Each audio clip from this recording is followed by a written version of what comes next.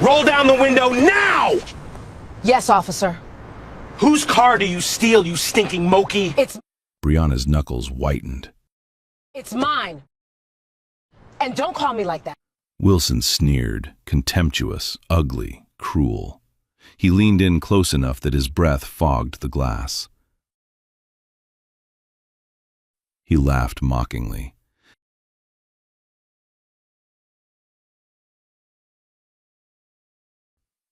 Brianna's jaw set. Give me your police badge number. The smirk vanished. His eyes blazed with furious anger. He stepped back, his hand sliding down to his waistband, and yelled into the shoulder microphone loud enough for every car at the intersection to hear. "Cuff her! She resisted police!" Phones came up across 4 lanes. The cold handcuffs tightened around her wrists, and Wilson didn't know that this action would ruin his career. Some people you don't see coming. They look ordinary because they choose to. That morning, at 5:40 a.m., the kitchen light flicked on in a modest 2-story house in suburban Northern Virginia. Brianna Anderson moved through her routine the way she always did, quiet, deliberate, awake before the rest of the world. She poured coffee. She packed a turkey sandwich into a brown lunch bag. She wrote a small note on the front of it in blue ink. "You've got this. Love, Mom." Her daughter, Amara, 16, hair tied back, half asleep at the kitchen island, reached for the bag without looking up. "Don't forget your calc test," Brianna said. "Mm-hmm. Hey, eyes up." Amara looked up, smiled, small. "I got it, Mom." Brianna kissed the top of her head, grabbed her keys, and was out the door before the sun was up. By 6:15, she was on I-395 northbound, sedan gliding through pre-dawn traffic. 3 years old, gray, the kind of car nobody looks at twice. She liked it that way. At the Pentagon south entrance, the morning guard nodded at her windshield. "Morning, ma'am." She nodded back. The credential clipped to her lanyard, caught the parking lot light for half a second. A seal, a photo, a title she never said out loud unless she had to. Inside, the E-ring corridors stretched long and quiet. Junior staff stepped aside as she passed. A 2-star Air Force general coming the other way slowed, dipped his chin. "Morning, Madam Secretary." "Morning, General." She didn't break stride. By 7:30, she was at her desk. By 8, she had signed 3 memos, closed a classified briefing folder before the door opened, and taken a secure call she could not have repeated to her own mother. By 11 o'clock, she was reviewing testimony prep. She was due in front of a Senate subcommittee the following week, and the questions were already starting to circle. At noon, she ate a salad at her desk, alone, reading a Thurgood Marshall biography between paragraphs of policy. Around 3 p.m., her phone buzzed. "Mom, tie tonight?" She smiled, typed back. "Pick up on your way home. I'll be late." "Okay, love you, Mom." She put the phone face down on the stack of briefings and got back to work.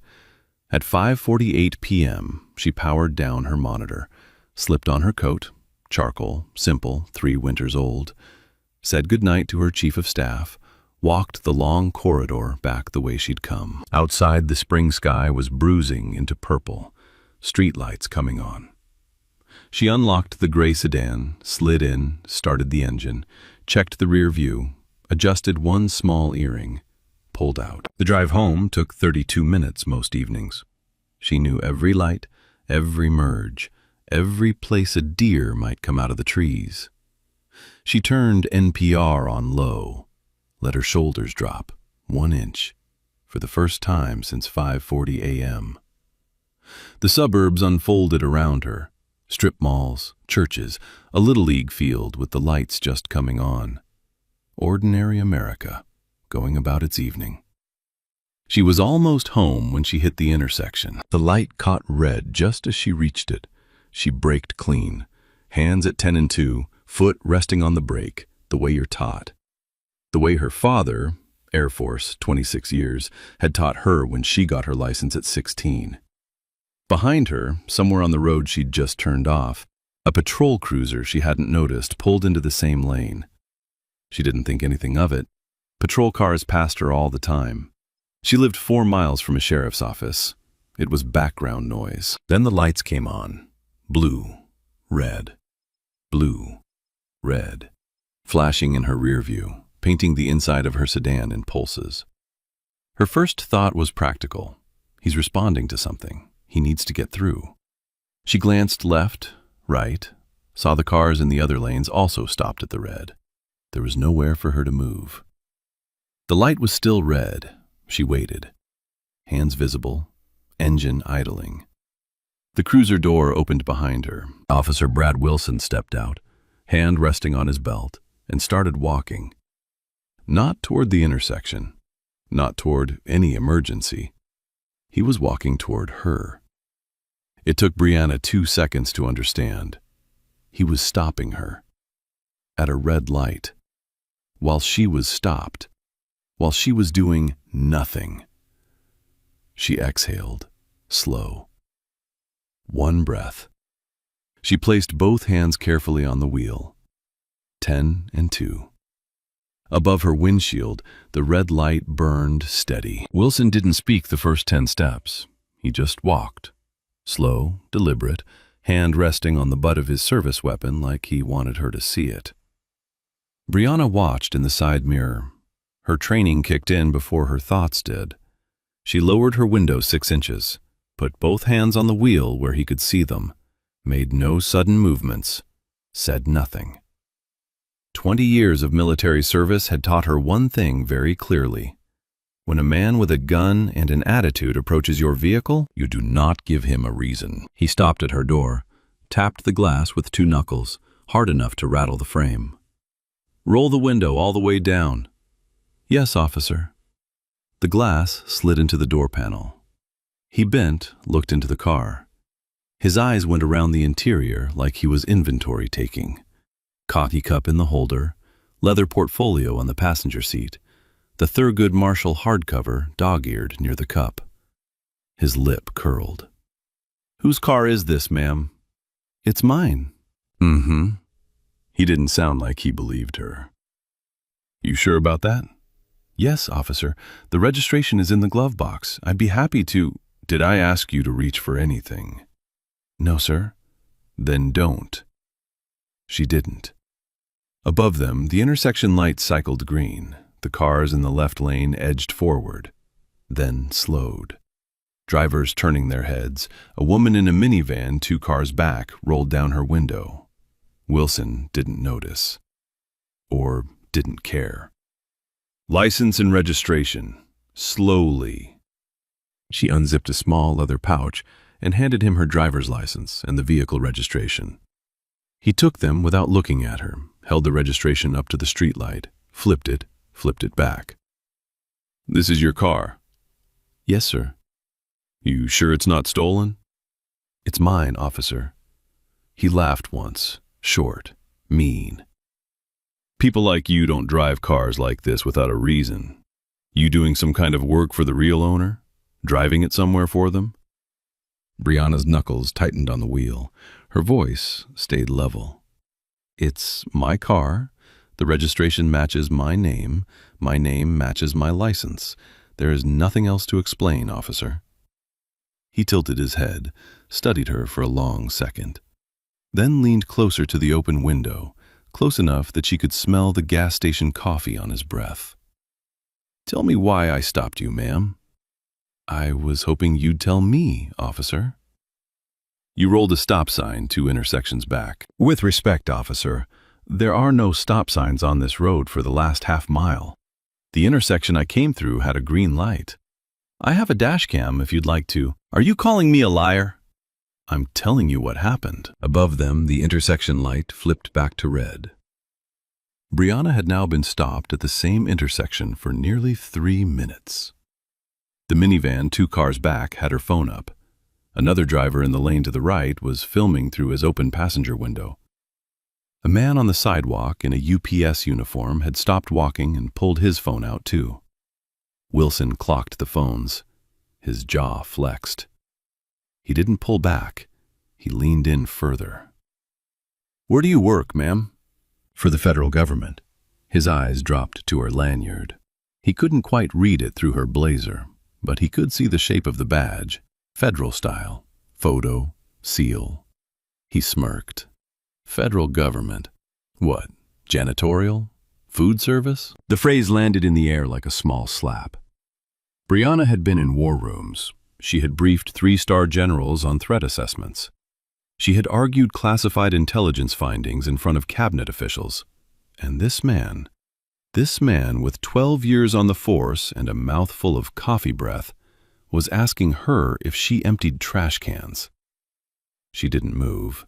She didn't break eye contact. I work in policy, officer. Policy. He repeated it slowly like he was tasting it. You're going to tell me you sit at a desk in a federal building and write policy? Yes, sir. He flipped through her license again like he'd find something on it she hadn't told him. Step out of the vehicle, ma'am. Officer, I'm in an active lane at an intersection. May I pull onto the shoulder before I exit? I said step out. Officer, for both of our safety, out. She unbuckled, opened the door, stepped onto the asphalt in her low heels. The light flipped green again. Cars on the cross street started moving. And then didn't, because there was a black woman in a charcoal blazer standing in the active lane of a stopped sedan, with a uniformed officer in her face. Drivers slowed, necks turned. A pickup truck honked, long. A Honda Civic stopped completely in the middle of the intersection, the driver lifting a phone. Wilson didn't acknowledge any of it. Turn around, hands on the car. Officer, I have done nothing that gives you probable cause to... I said hands on the car. She placed her hands flat on the roof of the sedan, palms down. The metal was warm from the engine. Her breath fogged faintly in the cooling spring air. Wilson stepped back from her, far enough that the gathering crowd could clearly see what he did next. He keyed the radio clipped to his shoulder, deliberately. Loud. Dispatch, Unit 419. I have a female subject at Maple and Lincoln, non-compliant. Possible 11-550. Subject is being detained pending further investigation. Request a transport unit. Brianna's head turned, slow. The numbers landed in her ear. 11-550 was the vehicle code for driving under the influence. She had been at her desk drinking water at 3 in the afternoon and hadn't touched alcohol in 11 months. She had submitted to no field sobriety test. She had not even been asked to. He was lying. On the official record. Into the dispatch log, with at least 6 camera phones recording. Her jaw locked. She said nothing. A driver from a stopped SUV, middle-aged, white, in a polo shirt, opened his door and stepped halfway out. Officer, I've been watching this for 5 minutes. She hasn't done anything. You can't. Sir, get back in your vehicle! The man hesitated, didn't move. Now! He slowly sat back down. He kept his phone up. From the sidewalk, a voice. A woman, sharp and clear. You're lying on the radio, sir. We all heard you. Wilson did not turn his head, but the muscle along his jaw twitched. Another voice from a different direction. She didn't roll any stop sign. I was right behind her. Wilson did not turn his head. Wilson turned back to Brianna. His face was darker now, not with embarrassment, but with the kind of red that means a man has committed to being right at the exact moment he is most wrong. Last chance, ma'am. You want to make this easier on yourself. You tell me what you've got in this car. Nothing, officer. You want to tell me where you really work? I told you, officer. You want to tell me anything that helps me out here, officer? Her voice was very quiet, very calm. Am I being detained, or am I free to go? Wilson stared at her. For half a second, she saw it in his eyes. The flicker of a man who knows he's gone too far. Who knows the phones are out? Who knows the radio call he just made was a lie? Who knows that if he backs down now, he will have to explain why? He didn't back down. He stepped back. His hand slid to his belt, to the cuffs. He looked over his shoulder at Officer Tyler Moore. Moore had been standing by the cruiser the whole time, watching, his face the color of paper. Moore, cuff her. Moore didn't move. Sarge, cuff her. Moore moved, slow, like every step cost him something. He came around to her side, took her right wrist gently, almost apologetically, brought it behind her back. The first cuff clicked. It was tight. Brianna inhaled, sharp, but did not speak. Wilson saw the inhale, saw the flinch. He stepped forward, took the cuff from Moore's hand and tightened it one more notch. Metal bit into skin. A fine line of red appeared just under the cuff where it pressed against the inside of her wrist. Moore saw the blood, looked away. Above them, the intersection light flipped to red for the third time that evening. Brianna Anderson stood in the middle of a Virginia intersection, in handcuffs, surrounded by more than a dozen camera phones. Pickup trucks idling, drivers leaning out of windows, the man from the SUV still filming, the woman from the sidewalk still filming, the UPS driver still filming, a young woman from the bus stop across the way filming. She didn't cry, she didn't argue. She lifted her chin, and Officer Brad Wilson smirked. He had no idea what was in her wallet. Wilson stepped away from Brianna, turning his back on her like she was no longer a person. He pointed at Moore. "Watch her. She moves, you tase her." Moore opened his mouth, closed it, took a half-step closer to Brianna and stared down at his own boots. Wilson walked to the open driver's door of her sedan. He didn't ask for consent. He didn't read her any rights. He didn't even glance at his body cam to confirm it was on, though, as the world would later learn, it wasn't. It had been switched off 6 minutes earlier, mid-stop. He leaned into the car and started pulling things out. Her leather portfolio, out, onto the trunk. Her phone, out, onto the trunk. Her tumbler of water, out, set down hard. A tube of lipstick, a small bottle of hand sanitizer, a pack of tissues, a pair of reading glasses in a case. Each item placed deliberately, side by side, like he was putting them on display rather than searching for anything. The trunk became a small museum of a woman's working day, laid bare on a Virginia roadside in front of a dozen camera phones.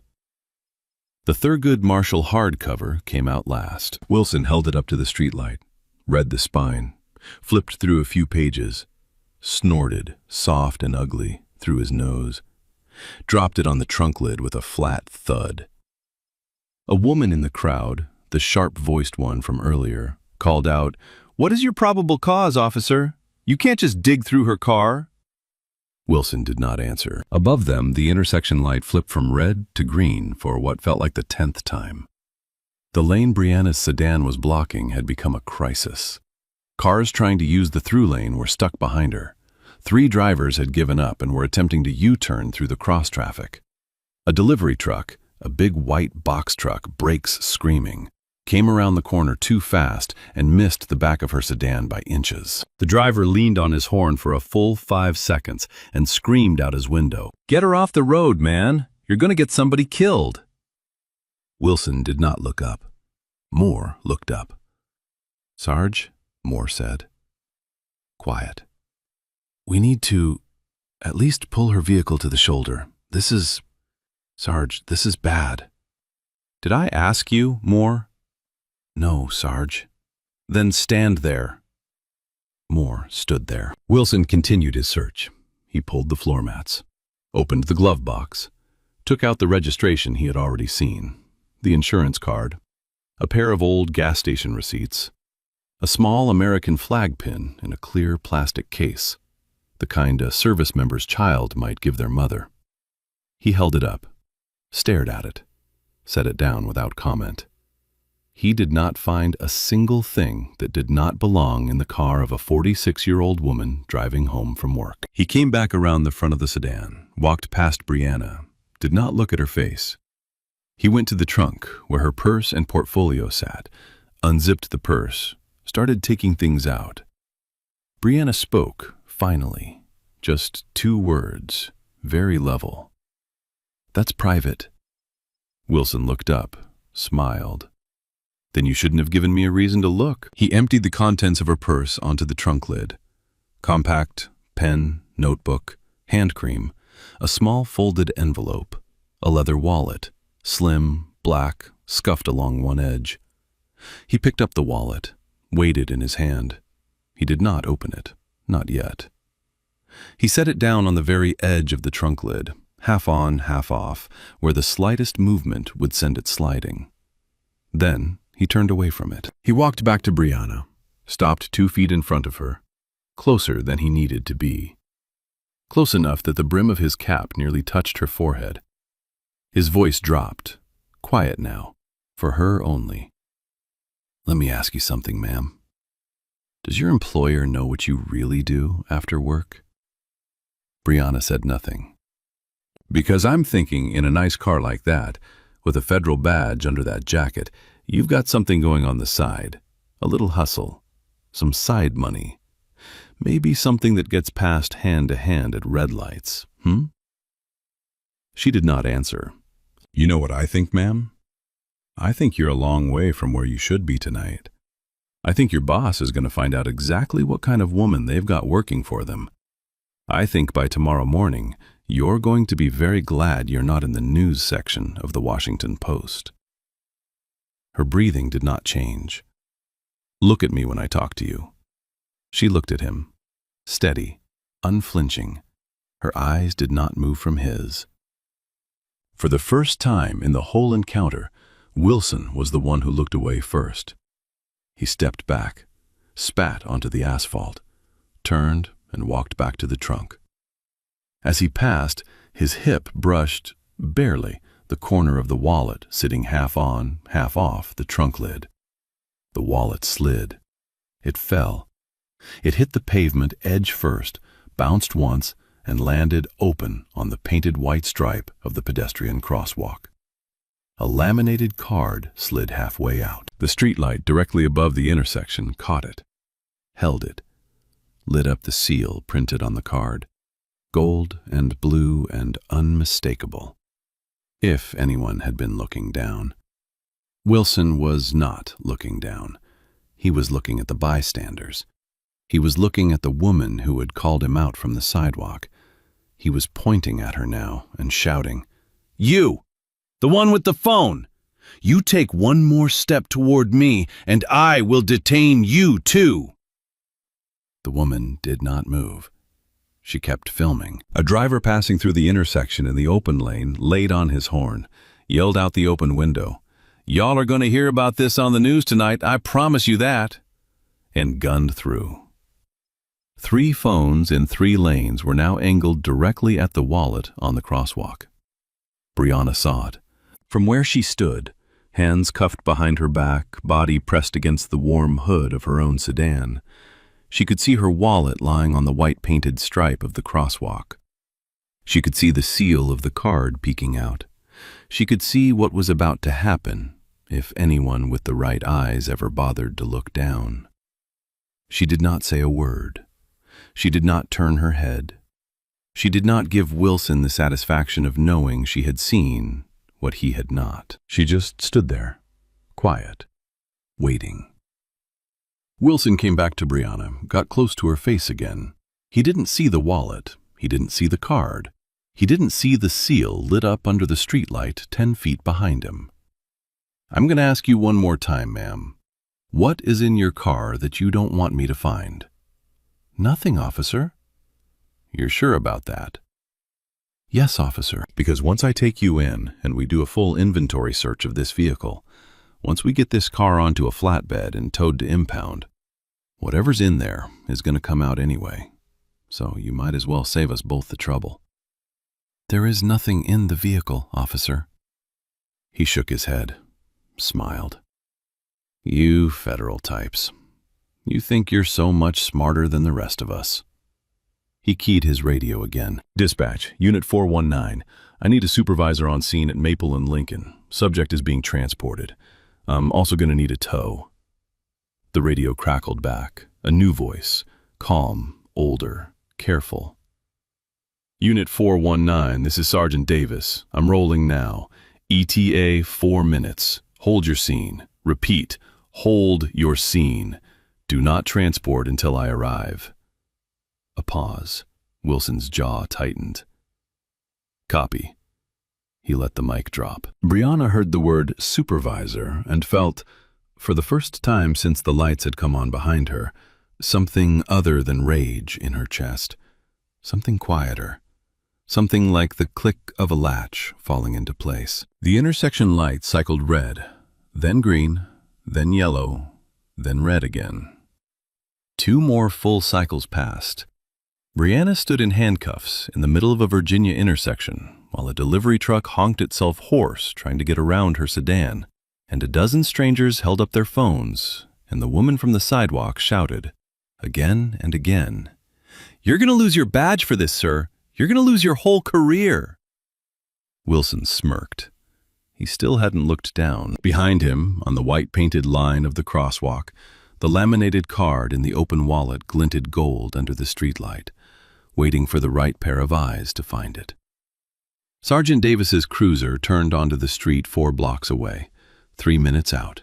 2, 1. Sergeant Greg Davis turned the corner at 20 miles an hour. No siren, no lights. He saw the scene from a block away and slowed even further. A black woman in a charcoal blazer, handcuffed against the hood of her own sedan in the middle of an active intersection. Half a dozen civilians filming from every direction. A sedan blocking a through lane. And a wallet, open and face up, lying on the crosswalk. Davis had been a cop for 26 years. He had not seen one quite like this. He pulled his cruiser to the curb, killed the engine, got out slowly, did not put a hand on his belt. "Brad," he said, "walk me through it." Wilson straightened up like a man getting his report card. He started talking fast, uncooperative, possible 11-550, refused commands, furtive movements, the whole list. Davis was not listening. His eyes had left Wilson's face the moment he'd cleared the cruiser. They were on the crosswalk now, on the wallet, on the gold and blue seal catching the streetlight. He walked past Wilson without a word. He crouched, picked up the wallet, opened it. His shoulders went still. He read the card once. Then he read it again. Then he closed his eyes for a long second, like a man bracing for something heavy. Wilson had stopped talking. He had finally noticed that no one was listening. "Sarge?" Davis stood up. Slowly. He turned.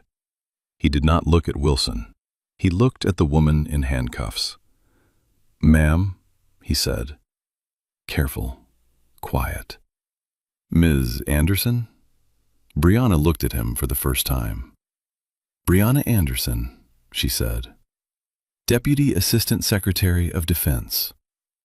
The intersection went so quiet that the only sound was the click of the traffic signal cycling overhead. Wilson made a small noise in his throat. Not a word. Something smaller than a word. "Sarge." "Brad." "Sarge, that can't be." "Brad, uncuff her, right now." Wilson did not move. His hand was somewhere near his belt. Moore moved first, stepped forward, key already in his fingers, and unlocked the cuffs in one quiet motion.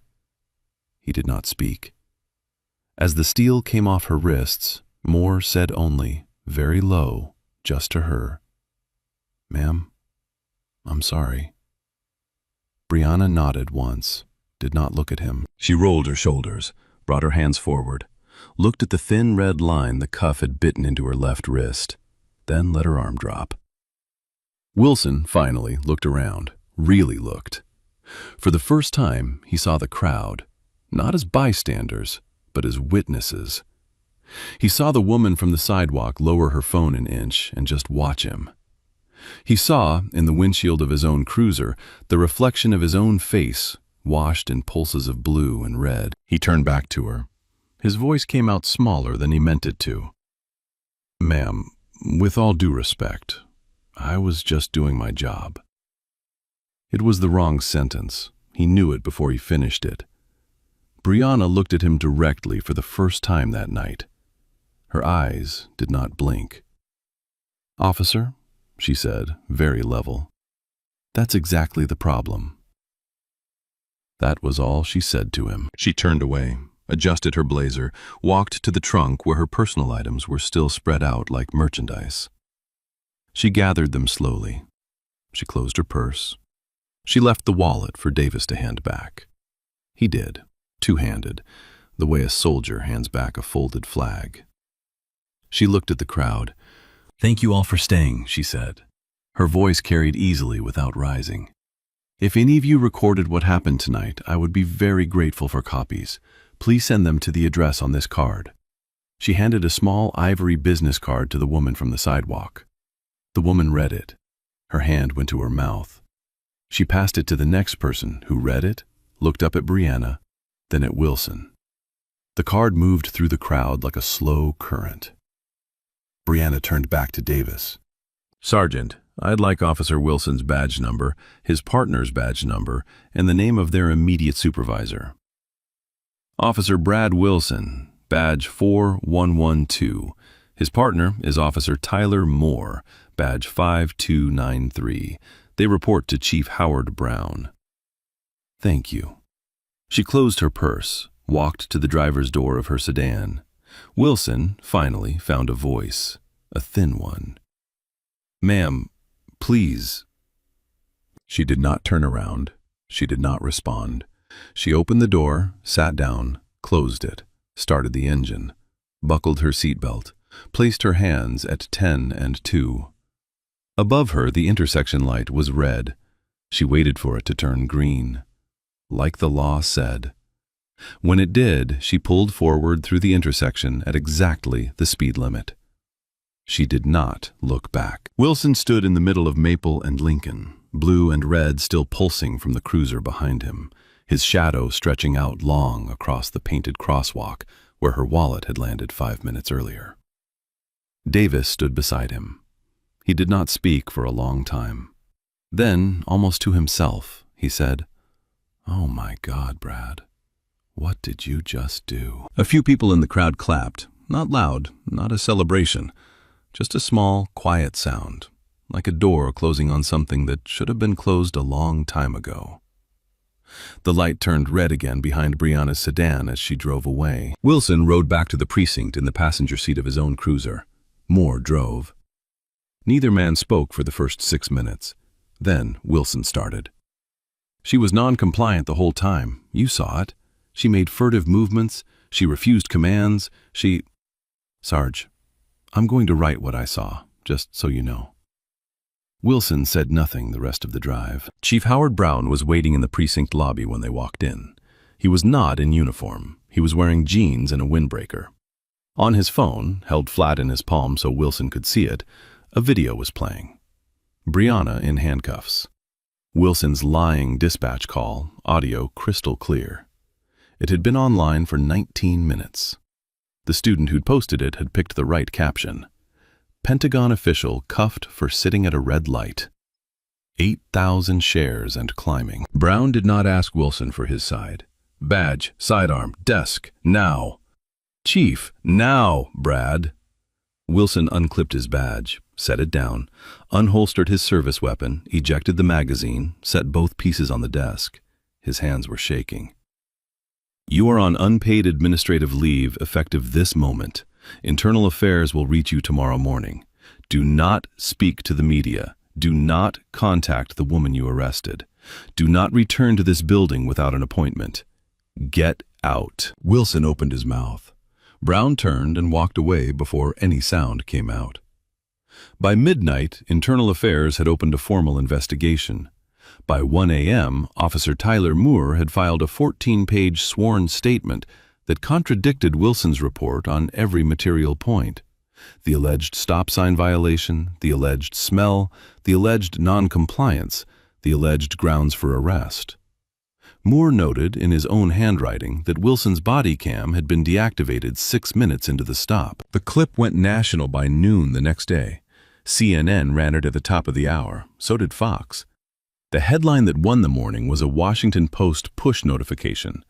Pentagon official handcuffed at red light in routine traffic stop that wasn't. 6 million views before lunch, 21 million by sunset. The Pentagon Public Affairs Office released a 2-sentence statement at 11:14 a.m. The department confirms that Deputy Assistant Secretary Brianna Anderson is a valued senior leader within the Department of Defense. The department has full confidence in her and stands by her without reservation. That was all.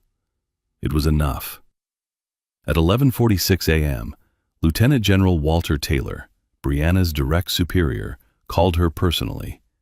He asked what she needed. She thanked him and said she did not need anything yet. By 2 p.m., the Civil Rights Division of the Department of Justice had opened a parallel federal inquiry. The case was assigned to U.S. Attorney Carolyn Smith of the Eastern District of Virginia. Civil rights attorney Ellen Johnson, an old friend of Brianna's, flew in from Atlanta that afternoon. She told the reporters camped outside Brianna's office exactly one thing. Ms. Anderson will not be giving interviews. She is not the story. The pattern is the story. Brianna gave no interviews. She did not post on social media. She did not call a press conference. She did not appear on cable news. She went to work the next morning at her regular time, badged in past the same security guard who nodded the same nod, and did her job. The internet, finding no statement from her, found her dignity instead. The clip kept climbing. The police union, meanwhile, did exactly what police unions do. They assigned Wilson a defense attorney within the hour. They issued a guarded statement about due process, and then, quietly, very quietly, they stopped returning his calls. That night, Brad Wilson sat at his own kitchen table. The suspension letter was in front of him. The TV in the living room was playing the bystander video on loop. Every channel had it, and his wife had stopped trying to change it. His own voice came back at him from the speakers again and again. Cuff her, cuff her, cuff her. He did not feel sorry. He felt afraid. His wife stood in the kitchen doorway. She did not come in. She did not speak. She looked at him for a long moment, the way a person looks at a stranger they used to know. Then she turned off the kitchen light and went upstairs. Wilson sat alone at the table in the dark, listening to himself shout on the TV in the next room, and understood, for the first time, fully, what he had done. The internal affairs audit of Brad Wilson's career took 31 days. What it found made the original viral clip look like a footnote. 13 civilian complaints over 6 years, most of them filed by black drivers. Almost all of them closed without disciplinary action, referred for review, and then quietly buried at the lieutenant level.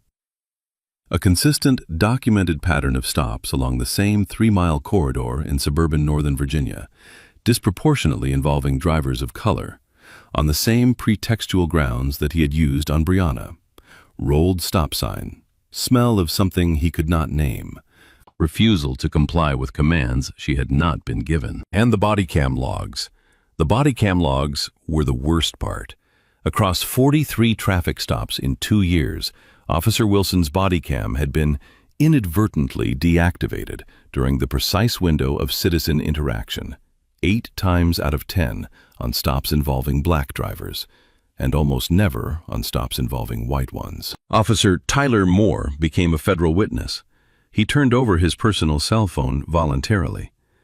The text messages he handed to the Justice Department included 3 years of group chats in which Wilson and 2 other officers had used language about black motorists that no department lawyer was ever going to be able to spin. Then the other victims came forward. A registered nurse named Tina Williams, who had been pulled over by Wilson 8 months earlier on her way home from a hospital shift. She had been ordered out of her car. Her purse had been searched. She had been released eventually without charges after 45 minutes on the shoulder of the road. She had filed a complaint. Nothing had happened. A federal contractor named James Mitchell, who had been stopped by Wilson on the way to a job interview in March. Same script, same pretext, same outcome. A small business owner named Denise Williams, who had been pulled over on her way home from an evening event and had been forced to stand on the shoulder for 20 minutes while Wilson made coffee store jokes into his radio. 3 sworn affidavits, 3 black professionals, 3 stops with no probable cause and no charges.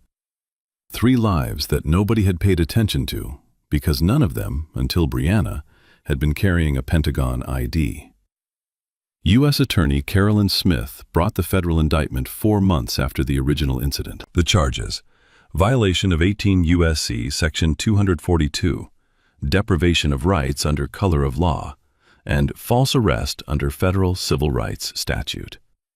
The state of Virginia followed with additional charges of false imprisonment and assault under color of authority. The trial took 11 days. The defense tried briefly to argue that Wilson had made a good faith error in judgment. The bystander video undid that argument in the first 3 minutes of the prosecution's opening statement. Carolyn Smith stood in front of the jury and said this: "Officer Wilson stopped Miss Anderson when she was already stopped. There was no driving infraction. There was no movement. She was sitting at a red light, complying with traffic law, in the same lane as a dozen other drivers who were not pulled over. The officer chose her. He chose her, ladies and gentlemen, and then he lied on his official radio about what she had done. You will hear the recording, you will see the video, and you will see in the pattern of his career that this was not a mistake. This was a habit. This was a method." Brianna took the stand on day 6. She was on the witness chair for under 2 hours. She did not raise her voice once. She described, in calm and factual language, the sequence of the stop, the words Wilson had used, and the precise legal questions she had asked at each turn. She testified, she said, only to the facts. The cable news cycle ran the trial highlights for a full week. The Washington Post and The Atlantic published long-form pieces on the pattern of pretextual stops in suburban America. 3 different civil rights organizations filed amicus briefs. The Pentagon issued a formal policy statement supporting structural reform in federal employee interactions with local law enforcement. A statement that, like the original 2-sentence message, was carefully written to avoid making Brianna the political object of the moment. The jury was out for 3 hours. The verdict came back guilty on every federal count. The state convictions followed 2 weeks later. The sentencing judge, an appointee with 30 years on the bench, called Wilson's conduct a sustained and willful betrayal of every oath this man ever took. 5 years federal prison, loss of certification to ever again serve as a law enforcement officer in the United States, forfeiture of pension, restitution to be determined. Wilson did not look up when the sentence was read. The civil settlement came down 3 months after that. The municipality settled with Brianna for a substantial sum. The exact figure was never publicly disclosed, though local reporters estimated it in the multi-million-dollar range.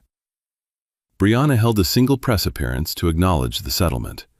She read from a prepared statement, exactly 90 seconds long. "I will be donating the full amount of this settlement to a new legal aid fund for victims of unlawful police stops in the Commonwealth of Virginia. The fund will bear no person's name. It is not about me.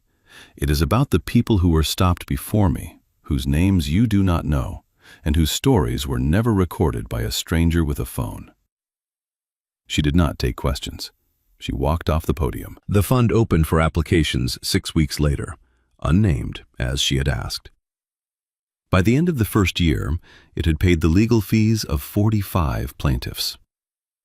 Inside the police department, the changes came slowly, and then all at once. Chief Howard Brown announced an independent civilian oversight board with full subpoena power, a department-wide body cam policy with automated activation that could not be disabled by the officer wearing it, and a full re-audit of every prior civilian complaint that had been closed without action during the previous decade. 6 months later, Chief Brown resigned. In his resignation statement, he did not blame Wilson. He blamed himself and the system he had run for letting the pattern continue for as long as it had. Officer Tyler Moore was reassigned, completed a year of additional training in de-escalation and community policing, and was eventually promoted to lead a new community policing unit in the same suburb where the original stop had taken place. He still kept Brianna Anderson's business card in his wallet. He had never once called the number on it. He didn't need to. He just kept it there. 6 months later, George Mason University, the auditorium. The lights were warm. The room was full. Brianna Anderson had just finished an hour and 12 minutes of testimony before the Senate Subcommittee on Constitutional Rights, Civil Liberties, and Federal Law Enforcement Oversight. She had answered every question the way she always did. Facts first, opinions only when invited. The applause as she stepped away from the podium was steady and respectful, the kind of applause that knows what it is acknowledging. She walked off stage toward the side door. Halfway there, a small voice stopped her. "Ma'am? Ms. Anderson?" A young black girl, maybe 11 years old, stood a few feet away.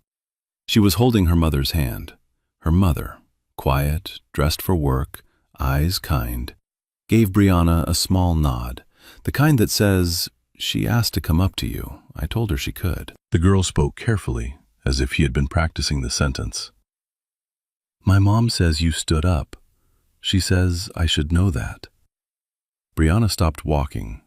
She looked at the girl for a long moment. Then she crouched down, not in a hurry, not in a performance, until her eyes were level with the girl's. She said, very quietly, "Thank you for telling me that." She turned to the mother. "Thank you." The mother's hand came up to her own mouth. She did not speak. She only nodded. The girl smiled, small, shy, real. The two of them walked away. Brianna watched them go for half a second, then continued to the side door. In the parking lot, the spring evening was just beginning to cool. Streetlights coming on. The same kind of light that had been on 6 months earlier, the night a police cruiser had pulled up behind her at a red light. She got into her car, closed the door, put the key in the ignition. She did not start the engine. For one long moment, Brianna Anderson, the woman who had not cried on the asphalt, who had not cried in front of a federal grand jury, who had not cried in front of the Senate of the United States, simply sat in the front seat of her gray sedan and exhaled. A long breath, slow. She did not cry now either, but for the first time in 6 months, she let her shoulders drop all the way. Then she turned the key, started the engine, and drove home. The porch light came on as her sedan pulled into the driveway, the little motion-triggered bulb she had finally gotten around to changing last weekend. It threw a soft yellow glow across the front of the house. The front door opened. Amara was standing in the doorway. 16 years old, hoodie on, a textbook tucked under one arm. Neither of them said anything. Brianna got out of the car, walked up the path, up the 2 steps, hugged her daughter once, briefly, in the doorway. Then they went inside. The porch light stayed on for another 60 seconds, the way motion lights do, before timing out and going dark. And that was the end of it. A story about a woman who was stopped at a red light because of the color of her skin. About an officer who thought the badge on his chest made him bigger than the law. About a wallet that fell open on a crosswalk. About a sergeant who looked down at the right second. About a partner who chose, when it mattered, to write the truth. About a community that held their phones up and refused to look away. And about the quiet woman in the charcoal blazer who never raised her voice, and somehow, by not raising it, made every microphone in the country louder. The question now belongs to the people watching. What would you have done If you had been the driver in the lane next to her. If you had been the bystander on the sidewalk with the phone. If you had been Officer Tyler Moore, standing 2 feet away while the cuff clicked shut on the wrong wrist. Write your answer in the comments. Because the next red light, the next intersection, the next stop, that one is going to belong to somebody. And it might belong to someone who doesn't have a Pentagon ID in their wallet. If this story moved you, hit like, share it with someone who needs to hear it, and subscribe for more stories where the quiet voice wins because it stays quiet. Drive safely and keep your hands at 10 and 2. Yo, a uniform, a title, a badge? That ain't power, fruh. That's just borrowed authority. Real power is staying calm when people test you, knowing the system catches up eventually. Don't waste your energy yelling. Let your composure do the talking.